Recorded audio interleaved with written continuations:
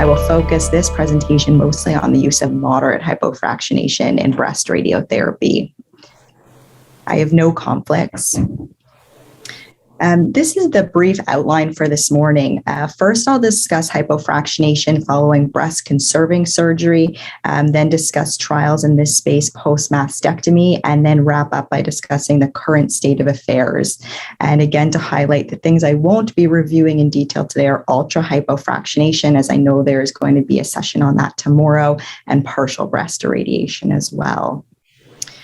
So we'll start by reviewing some of the seminal papers in hypofractionation following mainly breast conserving surgery. The first is an OCOG Canadian-based hypofractionation study led by Tim Whalen, in which over 1,200 patients were randomized between a moderately hypofractionated course of treatment of 42.5 gray in 16 fractions, or 2.66 gray per fraction, versus conventionally fractionated 50 gray in 25 fractions. The eligibility for this study included women with early stage breast cancer, stage T1 or T2, node negative, and margin negative. All patients had breast conserving surgery with an axillary node dissection, and patient separation had to be 25 centimeters or less. They presented their oncologic results with 12-year median follow-up. These are the characteristics of patients who enrolled on this study. There's a fairly even distribution amongst patient ages, with about a quarter of patients being aged less than 50. Tumor size was largely 2 centimeters or less in this trial, with about 20% of patients having tumor size greater than 2 centimeters. And the vast majority of patients had grade 1 or 2 disease, with only about 20% having grade 3 disease. About 70% of patients had estrogen receptor positive status, and about half of patients had no systemic therapy, while 40% had tamoxifen, and only about 10% had chemotherapy. Their primary endpoint was local control. We can see that their 10-year local relapse rate was 6.7% for those treated with standard conventionally fractionated treatment versus 6.2% for those undergoing moderately hypofractionated treatment, deeming that hypofractionation was non-inferior to standard radiation, with the figure of local recurrence demonstrated on the slide here. They also analyzed their results by a number of subgroup analyses, including a pre-planned subgroup analysis that was performed by age, either 50 years old or greater or less than 50. And they found that there was no difference amongst age, and that hypofractionation did not seem to be worse for women who were younger age, less than 50. One interesting finding that they did report on this analysis was that those with a high tumor grade, grade 3 disease, seemed to have improved outcomes with standard fractionation, although this was an unplanned subgroup analysis. And they then conducted a central expert pathology review and republished these subgroup analysis results. And following the central pathology review, there was no difference still appreciated for those with grade 3 tumors. They also published their overall survival results, which at 10 years were 84% for both groups, with essentially exactly overlapping survival curves. And lastly, they did have a trained clinical trial nurse that assessed cosmetic outcomes using the EURTC cosmetic rating system. We can see that the vast majority of women actually had an excellent or good cosmetic outcome. At 5 years, close to 80% of patients were rated an excellent or good outcome, and at 10 years was about 70%. Only about less than 5% of patients had rated a poor cosmetic outcome following either of the standard or hypofractionated regimen treatments. They also reported their late effects using the RTOG-EURTC scale, and there was essentially no worsening in terms of skin or subcutaneous toxicity using the hypofractionated regimen.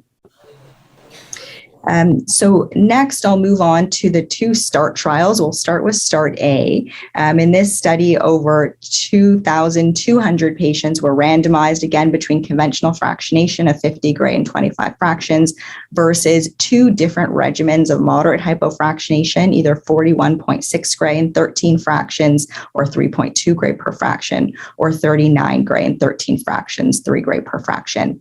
And these were all delivered over a 5-week time course. The eligibility for this study was a bit more broad. It included patients who had PT 1 to 3A and N0 to 1 disease, and median follow-up reported was just over 9 years. I know this table is a little bit busy. I'll try to summarize the highlights here.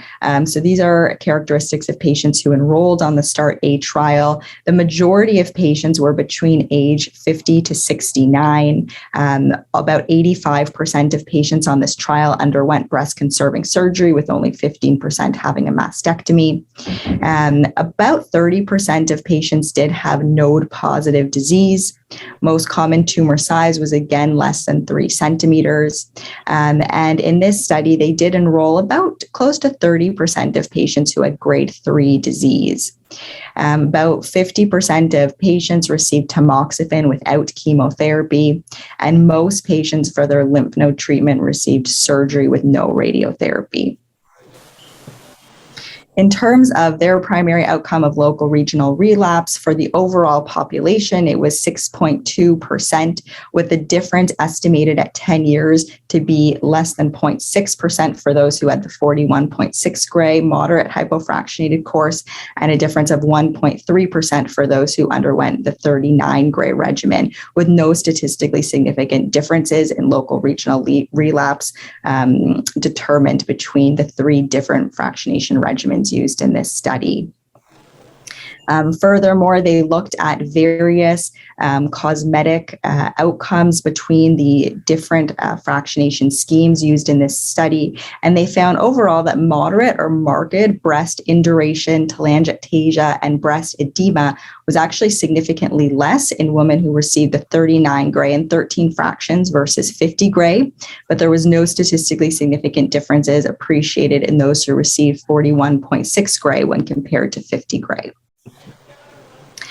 Next, we'll move on to the StartB trial, also run out of the UK, in which, again, over 2,200 patients were randomized between moderate hypofractionation of 40 gray and 15 fractions, although this was delivered over 3 weeks of weekday daily radiation versus conventionally fractionated 50 gray and 25 fractions in the usual 5-week time period. Eligibility for StartB was the same as StartA, and median follow-up was just under 10 years.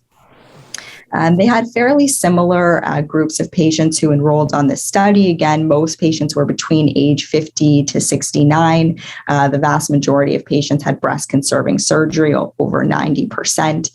Most women had invasive ductal disease. The majority of people, again, had node-negative status. About 20% or so had grade 3 disease. And similarly, most patients received tamoxifen with no chemotherapy, and most received surgery with no radiotherapy delivered intentionally to the lymph node regions. In terms of, again, the primary endpoint of local regional relapse for the overall population, this was measured at 4.3%, with an absolute difference at 10 years for those receiving the 40 gray versus 50 gray dose at minus 1.2%, with no statistically significant difference between those receiving moderate hypofractionation versus conventional fractionation. They did combine the StartA and StartB patients and data to look at subgroup analyses in terms of oncologic outcomes, finding no subgroup that had inferior outcomes with moderate hypofractionation treatment. Furthermore, we do have toxicity and cosmetic outcomes for the StartB study. Here they had physician-reported late normal tissue effects, and they found that breast shrinkage, telangiectasia, and edema was significantly lower with those receiving moderate hypofractionation versus conventional fractionation. The last study I'll present in this space is the DBCG Hypotrial. In this trial, over 1,800 patients were randomized between the 40 gray and 15 fractions versus 50 gray and 25 fractions. Eligibility for this study included patients who had PT1 to 2, N0 or N1 micrometastases, or included patients who had DCIS and who underwent breast-conserving surgeries. Median follow-up reported here is just over 7 years. Again, let's just briefly go over some of the baseline characteristics of the patients enrolled on this study. Similar to what we've seen in all of the other studies, the majority of patients enrolled were between age 50 to 69. In this study, about 13% of patients had DCIS. Most tumors were T1B to T1C, and similarly, most were grade 1 or 2. Majority of women, over 80%, had node negative disease, and about 85% had ER positive, HER2 negative disease. In terms of systemic therapy, about a quarter of patients received no systemic therapy. About 35% received either tamoxifen or letrozole or some form of endocrine therapy, and about 30% received chemotherapy. Their primary endpoint of 3-year grade 2 to 3 breast induration was 11.8% for those who underwent standard fractionation versus 9% for those who underwent the moderately hypofractionated course of treatment, with no statistically significant differences between them. In terms of their local regional recurrence at 9 years, this was 3.3% for those who underwent 50 gray versus 3% for those who underwent the 40 gray regimen. Again, not statistically significantly different, with essentially overlapping curves as demonstrated in the figure on the right.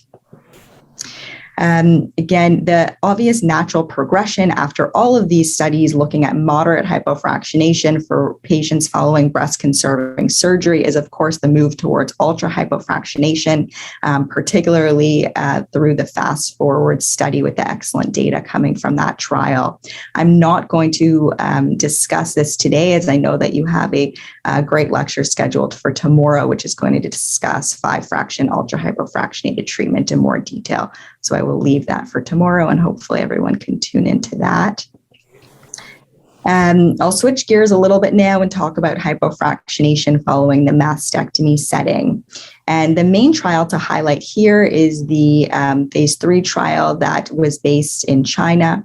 In this study, 820 patients who were treated to the chest wall and local regional lymph nodes were randomized between conventional fractionation of 50 gray and 25 fractions versus moderate hypofractionation of 43.5 gray and 15 fractions.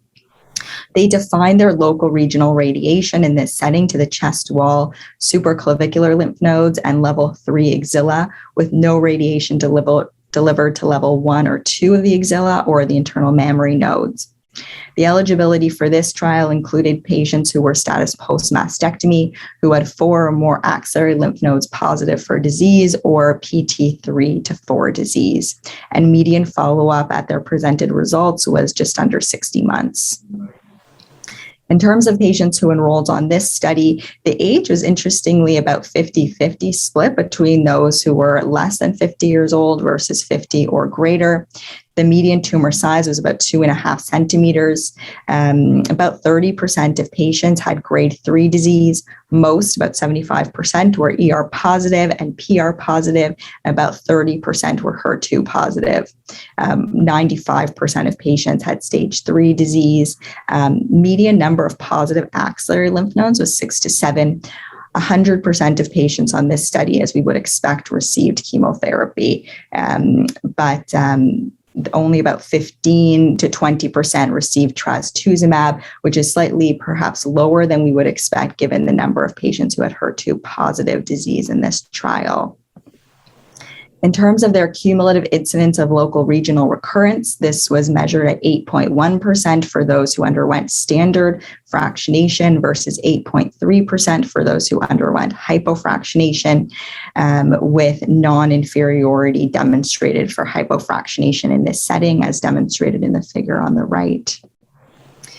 They also presented their overall survival results, which is demonstrated in the Kaplan-Meier figure on the left, as well as their disease-free survival demonstrated in the figure on the right, with no statistically significant differences appreciated between conventional or moderate hypofractionation between these outcomes.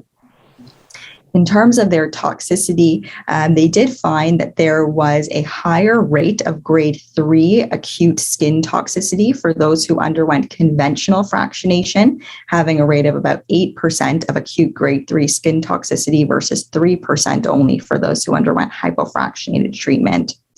Aside from that toxicity, there were no other acute or late toxicity that differed between conventional or hypofractionated treatment. So what about ultra hypofractionation in this setting? To my knowledge, we don't have large phase 3 data to support ultra hypofractionation post mastectomy yet. There are some ongoing trials in this space, including one, the REAL trial, which is led by Tim Whalen, that's running in Canada right now, that I'd just like to briefly highlight.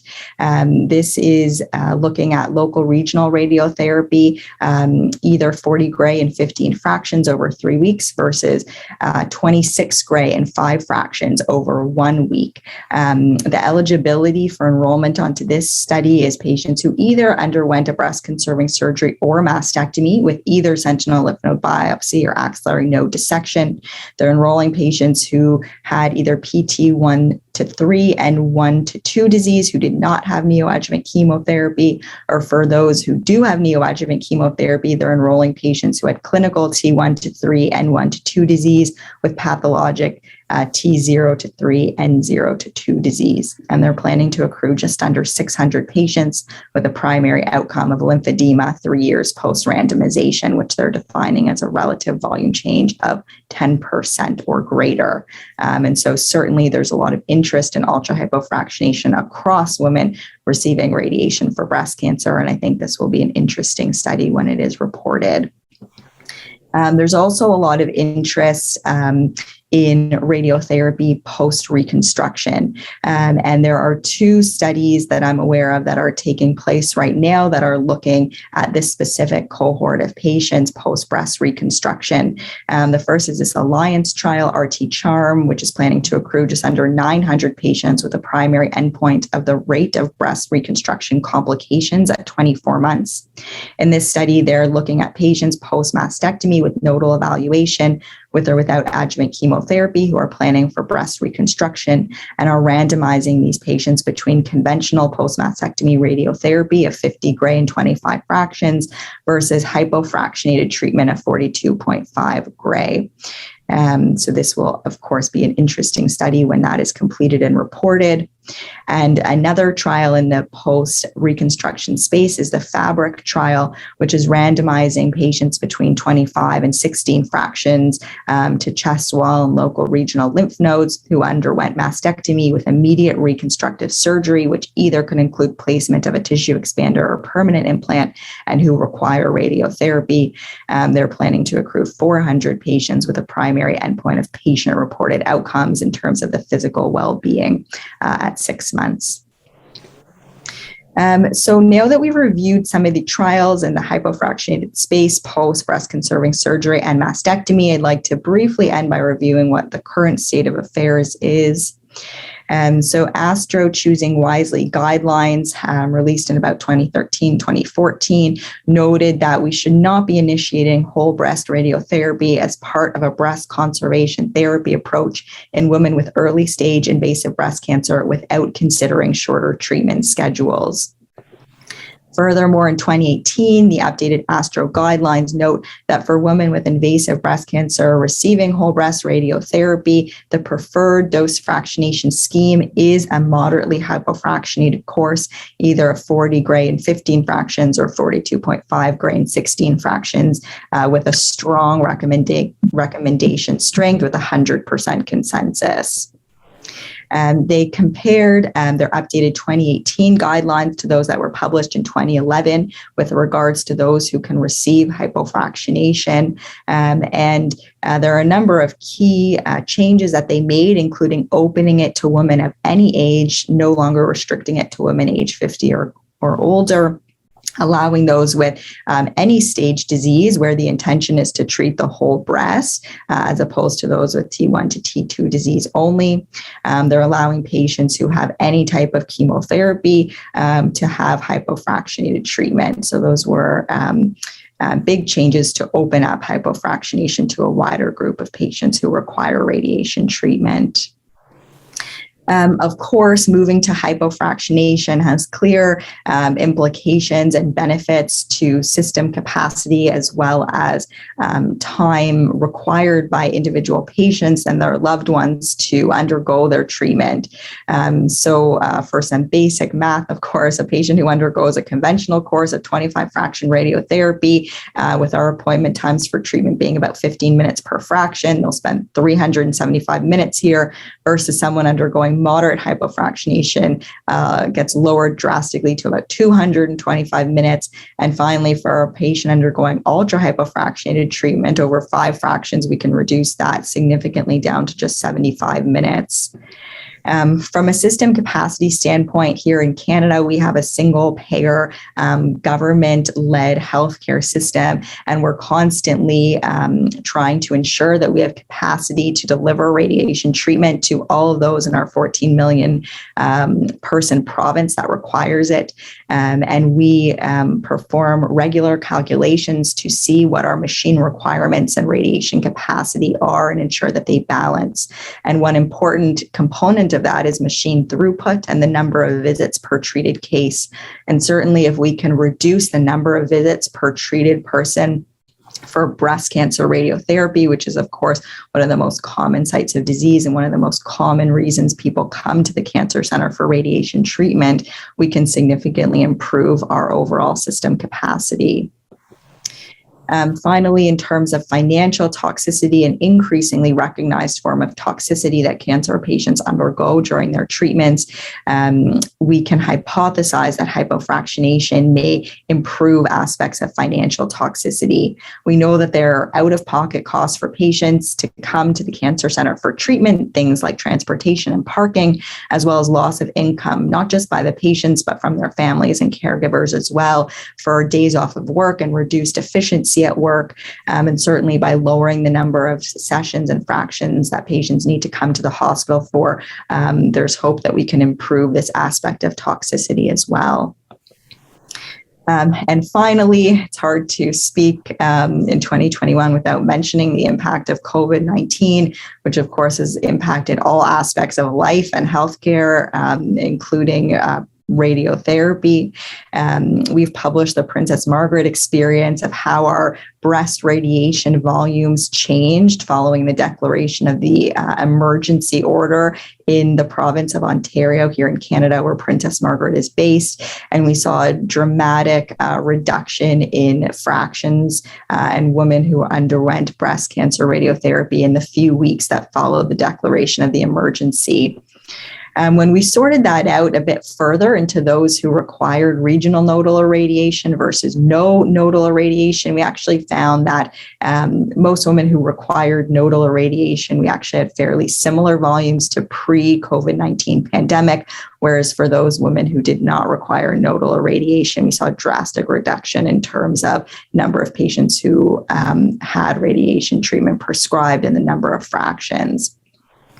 And this brings me again to highlighting the talk that you have coming up tomorrow with the impact of COVID-19. Many have wondered, including this editorial in the Red Journal, whether for breast cancer, in addition to a number of other cancers like prostate and rectal cancer, whether 5 fractions should be the new standard of care. And so I know that you'll go into lots more detail about that tomorrow. So that brings me to the end of this talk. I'd like to, of course, open it up for any questions or comments. And again, I'd like to thank the organizing committee for the opportunity to present.